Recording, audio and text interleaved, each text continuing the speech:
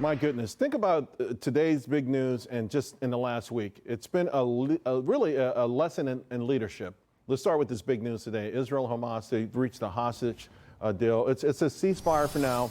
And President-elect Trump, posting on Truth Social that this epic ceasefire agreement could have only happened as a result of our historic victory in November, as a signal to the entire world that my administration would seek peace and negotiate deals to ensure the safety of all Americans and our allies.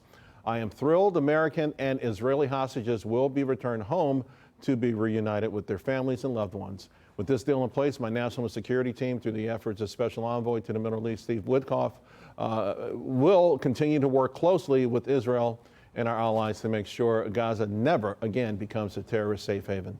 We will continue promoting peace through strength throughout the region as we build up upon the momentum of this ceasefire to further expand the historic Abraham Accords. This is only the beginning of great things to come for America and indeed the world. We've achieved so much without even being in the White House. Just imagine all of the wonderful things that will happen when I return to the White House. And my administration is fully confirmed so that they can secure more victories for the United States. Joining me now, Kennedy Saves the World host, Kennedy and National Review staff writer, Independent Women's Forum visiting fellow, Caroline Downey. Kennedy, I got to start with you. You and I were outnumbered when the news broke today.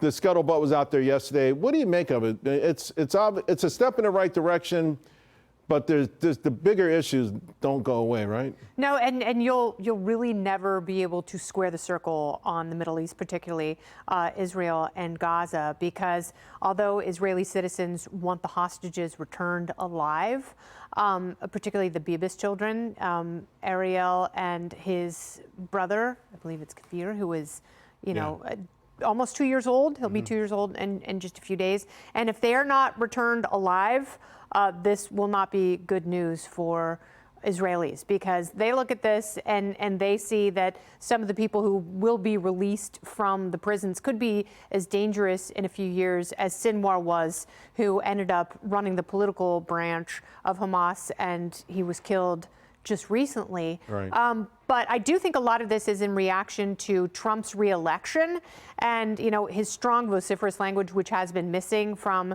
the Biden administration. A lot of equivocation from the Biden administration. Yeah, and you pointed that out today, because in the beginning, he was tough for a little bit. Then it sounded like AOC was writing his talking points on this, and he was really trying to have it both ways. And you can't. You have to pick a side. President Trump says he is on the side of peace. I hope sincerely that is true, because I think every other actor in the region knows that war benefits no one. Right. Caroline?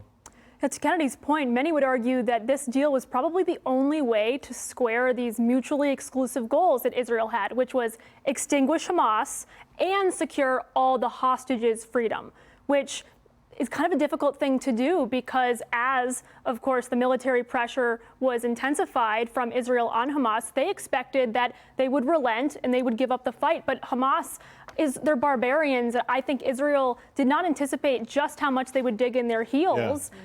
And not release more hostages. Well, it's hard, because they've been able to recruit everyone that they lost. So the people who run that don't care about human lives. They're whether you're Palestinian or whether you're from Israel, the people in charge of that are just pure evil. And all these human lives are not even chess pieces. They're like checker pieces.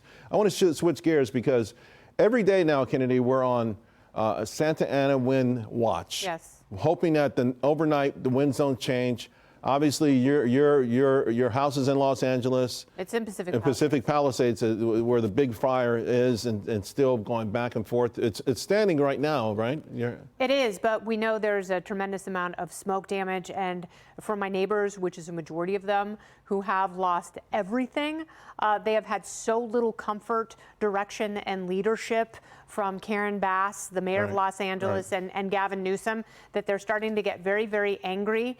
And, when you combine anger with hopelessness, it creates a physical force that Californians have not seen in their lifetime. You know what? Let's pick up on this leadership thing. There's a poll taken about Democrat Party leadership, Caroline. Number one, don't know, 30%, nobody, 19%, and Kamala Harris, 10%. I mean, it's the Abbott and Costello thing, right? Wow. Don't know is number one. Don't know, nobody. It's almost a joke. And listen, I'm not sad to see this left-wing party go down, but I do like having two strong political parties. I like ideas in this country. Maybe this will change things, although so far I haven't seen any change from these folks in these confirmation hearings. I mean, and this natural disaster is a huge indictment of the Democratic Party's leadership. Right. Because, to your point, leadership is not partying it up in Ghana as the mayor of Los Angeles while your city's on fire. It is not blaming, blaming other bureaucracy, as Gavin Newsom is doing when the Palisades Reservoir was, for some reason, out of commission. The infrastructure and the water pipes wasn't updated. All right, wish we had more time. Kennedy, stay tough. I know you're strong, but this will test everyone. Caroline, see you. And